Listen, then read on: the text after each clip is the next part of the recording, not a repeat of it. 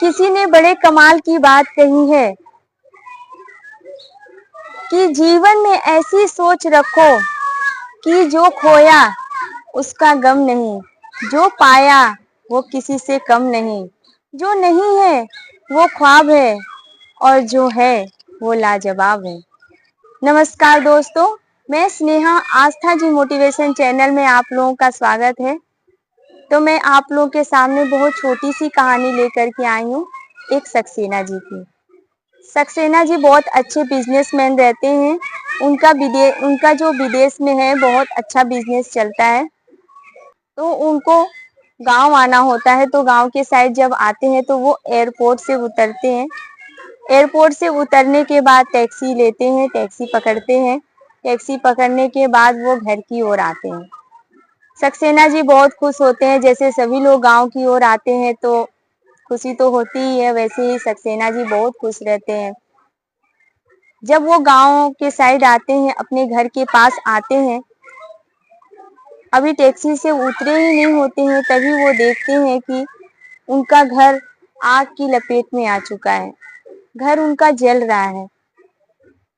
सक्सेना जी बहुत दुखी होते हैं, देखते हैं अरे क्या हो गया है, बहुत चौंक जाते हैं। सक्सेना जी जैसे तैसे करके टैक्सी से उतरते हैं तो देखते हैं कि सभी लोग, उनका जो घर है वो आग की लपेट में आ चुका है और सभी लोग दर्शक की तरह, उनके कॉलोनी के जितने लोग रहते हैं सब लोग देखते रहते हैं आग से जलते हुए उनके घर को।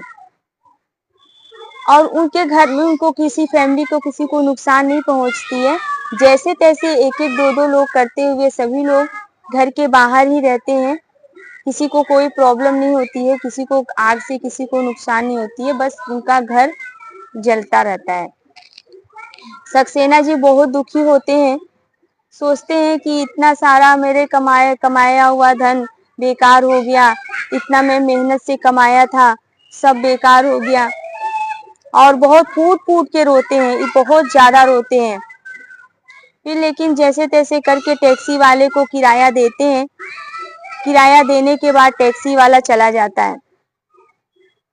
सक्सेना जी को रोते रोते उनकी इतनी हालत खराब हो जाती है। इस ऐसे सक्सेना जी को देखते हुए उनका जो बड़ा बेटा होता है वो देखता है तो सोचता है कि कहीं पिताजी को कुछ दिक्कत ना हो जाए। तो वो दौड़ता हुआ सक्सेना जी के पास आता है। सक्सेना जी बहुत रोते रहते हैं, अपने बेटे को पकड़ के भी रोने लगते हैं कि बेटा ये क्या हो गया, ये कैसे हो गया, अभी हमारी सारी सेविंग चली गई बेटा, हम सब इतने अच्छे से इस मकान को खड़ा किए थे, अब क्या होगा। तो उनका जो बेटा रहता है बोलता है आप पापा रो मत।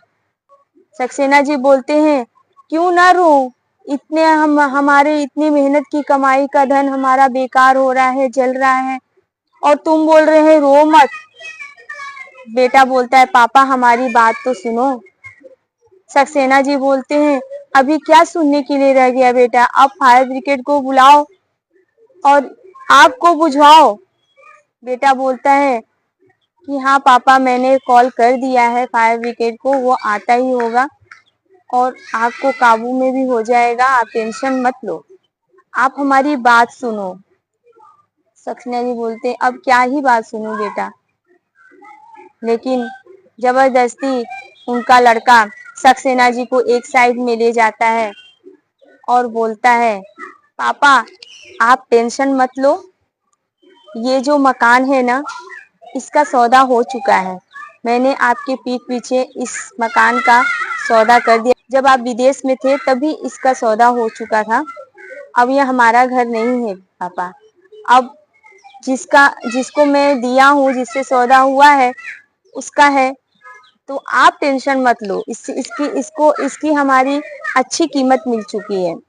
सक्सेना जी बहुत खुश हो जाते, उनका रोना एकदम से बंद हो जाता है, रोना ही बंद, गायब हो जाता है रोना।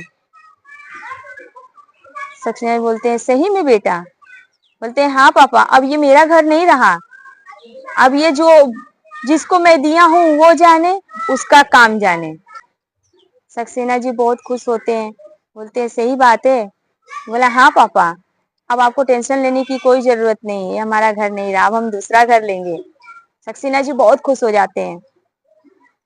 सभी लोग देखते हैं, अरे बेटे ने ऐसा, बड़े बेटे ने ऐसा क्या बात कह दिया जो सक्सेना जी बहुत खुश हो गए हैं, उनका रोना एकदम बंद हो गया। ऐसा कौन सा बात कह दिए कि सक्सेना जी रोना बंद कर दिए। सब लोग बहुत ताजुब में हो जाते हैं। अभी सक्सेना जी फूट फूट के रो रहे थे और अभी रोना बंद कर दिए। जैसे सभी लोग दर्शक की तरह घर को जलता हुआ देखते हैं, अब उस दर्शक के जैसा सक्सेना जी भी खड़े होकर के देखना स्टार्ट कर देते हैं अपने घर को जलते हुए। और उनके उनके फेस में, उनके आंखों में थोड़ा सा भी ऐसा नहीं लगता है कि हाँ हमारा घर जल रहा है। फिर थोड़ी देर बाद उनका जो छोटा बेटा है वो दौड़ता हुआ आता है। बहुत पैनिक होता रहता है, बहुत परेशान रहता है। दौड़ता दौड़ता आता है, बोलता है कि पापा आप आ गए, पापा हम बर्बाद हो गए, पापा ये क्या क्या हो गया, अब कैसे हम अपनी सेविंग को क्या करेंगे पापा, हमारी सेविंग सारी चली गई पापा, आपने जितना कमा के भेजते थे सब कुछ मैं इस बिल्डिंग में लगा दिया, बहुत कुछ सामान था पापा हम लोगों का। सक्सेना जी बोलते हैं बेटा परेशान मत हो, अब ये मेरा घर नहीं रहा, अब इसका तो तुम्हें तो पता है ना, इसके सौदा हो चुका है, अब लेने वाला जाने का जो है वो जाने, हमें तो अपना पैसा मिल गया, हम दूसरा घर लेंगे, अब जिसका घर है वो समझे उसको क्या करना है।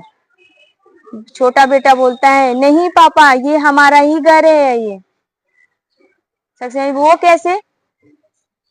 तो छोटा बेटा बोलता है कि बस पापा इसका सौदा हुआ है, न कि इसका पैसा मिला है, बस सौदा करने वाला सौदा कर चुका है, लेने वाला था अभी इसका पैसा नहीं मिला है पापा।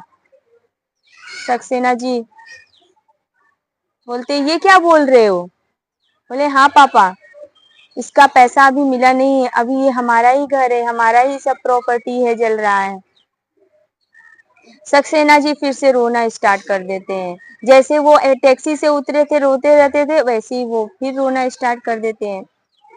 दर्शक फिर देखते रहते हैं, अरे सक्सेना जी फिर से रोना स्टार्ट कर दिए, ये ऐसा क्या छोटे बेटे ने, अभी बड़े बेटे ने ऐसा बोला कि सक्सेना जी एकदम से खुश हो गए, छोटे बेटे ने क्या बोल दिया जी जो सक्सेना जी दुखी हो गए, फूट फूट के रोने लगे। तो दोस्तों वो छोटी सी कहानी है, सिचुएशन एक ही है, घर वही है, सक्सेना जी वही है, बच्चे भी वही हैं, कॉलोनी भी वही है, बस बातें दो तरह की है। एक बड़ा बेटा बोला कि पापा ये घर बिक चुका है, तो उससे उस घर से उनका लगाव खत्म हो गया। छोटे बेटे ने बोला पापा ये घर अभी हमारा अपना ही है, इसका अभी सौदा नहीं हुआ है, अभी मेरी ही सेविंग है, ये हमारा ही सब है प्रॉपर्टी। तो सक्सेना जी रोने लगे। तो दोस्तों ये कहानी हमें यही सीख देती है कि जीवन में ज्यादा लगाव और अटैचमेंट हमारे दुख का कारण बनती है। तो ज्यादा लगाव और अटैचमेंट हमें नहीं करना चाहिए। इस दुनिया में असली दुख का कारण हमारा अटैचमेंट, हमारा लगाव है। जो इस लगाव अटैचमेंट से दूर रहेगा वो जीवन में हमेशा खुश रहेगा।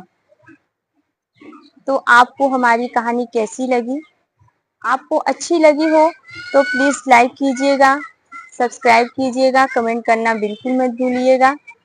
फिर मिलती हूँ नेक्स्ट कहानी के साथ, तब तक के लिए बाय बाय।